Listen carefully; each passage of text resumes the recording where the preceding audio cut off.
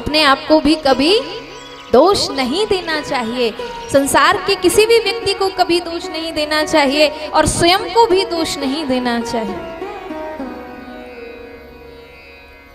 क्योंकि यदि आप स्वयं को सदैव दोष देते रहेंगे, अरे मेरा तो भाग्य ही खराब है, मेरी तो किस्मत ही फूटी है, ऐसे ही बोलते ना, क्या करें, भाग्य ही फूटा है।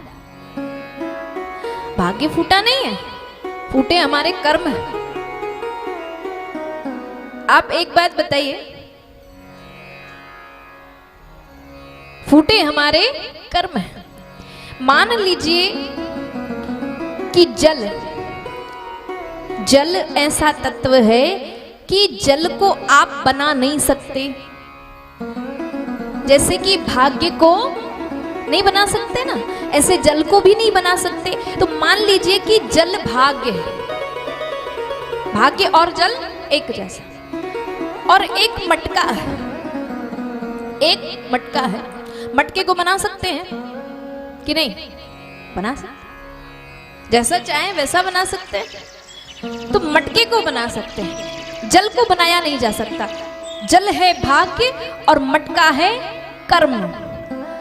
यदि आपका मटका साबुत है तो उसमें डाला हुआ जल सुरक्षित हो जाएगा, और यदि आपका मटका फूटा है तो उसमें भरा हुआ जल बिखर जाएगा।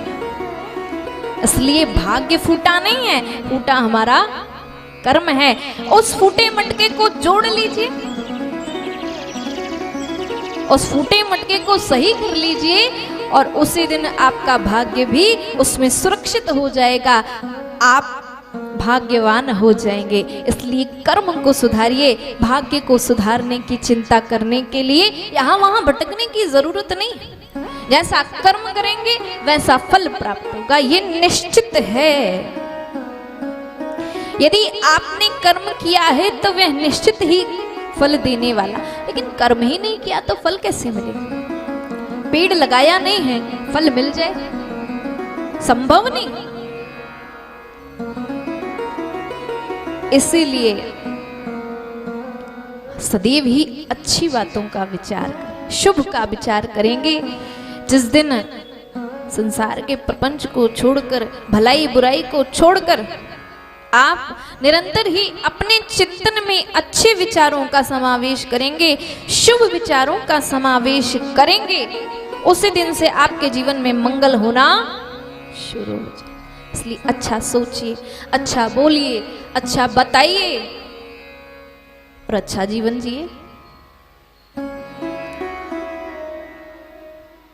आज सारे के सारे ढूंढ रहे हैं कि ऐसा कौन सा साधन है संसार में जिसके द्वारा मैं खुश रहूं,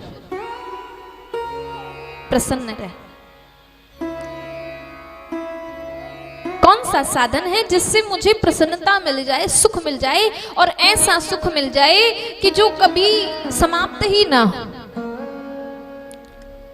सुख और दुख एक सिक्के के दो पहलू हैं। यदि आपके जीवन में सुख आया है, आपने सुख भोगा है, तो दुख के लिए भी तैयार रहना पड़ेगा, वो निश्चित ही आएगा।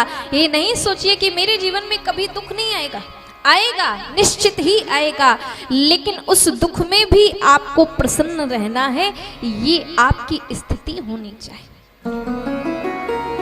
इसका उदाहरण जैसे कि वर्ष भर में कितनी ऋतुएं होती हैं, ये शायद 5वीं क्लास का प्रश्न है कि साल भर में कितनी ऋतुएं होती हैं? 3, 5, कितनी होती? 6 होती है कि नहीं? 6 होती है। तो जिनमें मुख्य है ग्रीष्म ऋतु और शरद ऋतु और वर्षा ऋतु।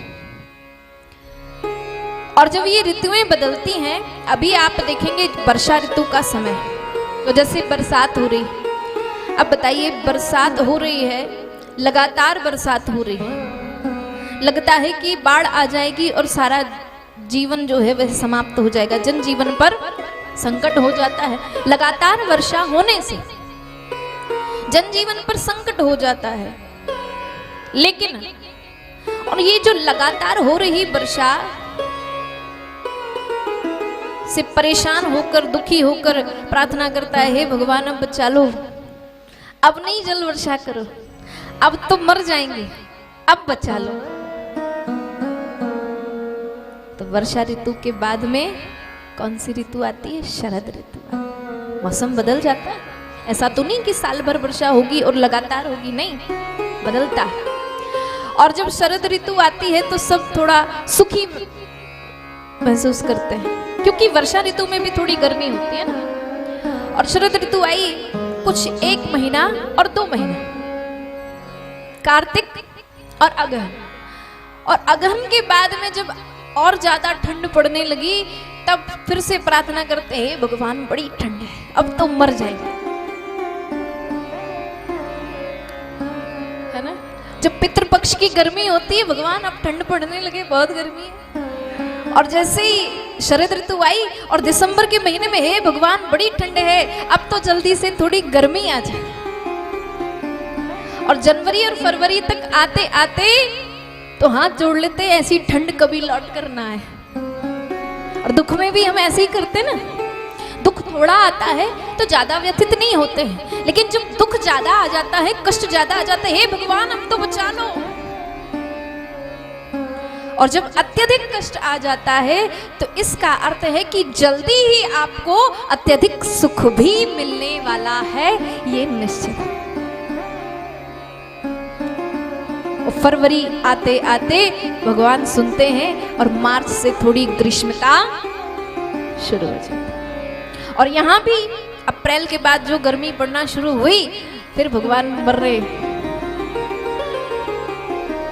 गर्मी में, अब तो वर्षा कर दो, जल नहीं बरस रहा, सूखा पड़ गया।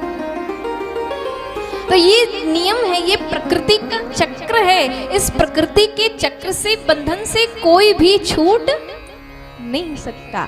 वो तो आपको अपने आप को इसमें ढालना होगा। गर्मी में घर में एसी लगाइए और जब ठंड आए तो हीटर लगाइए, है ना। तो ऐसे ही जब कष्ट आए तो भगवान का भजन करिए, पूजन करिए, सत्संग करिए। ज्यादा सुख में भी भगवान का भजन नहीं होता, और जब कष्ट आता है, बहुत ज्यादा कष्ट आता है, तब भगवान की याद आती है। तो शुभ का विचार करिए। आप जैसा विचार करेंगे, आप अगर यही विचार करते रहेंगे, मैं दुखी हूं, मैं दुखी हूं, मैं दुखी हूं, तो सच में दुखी हूं।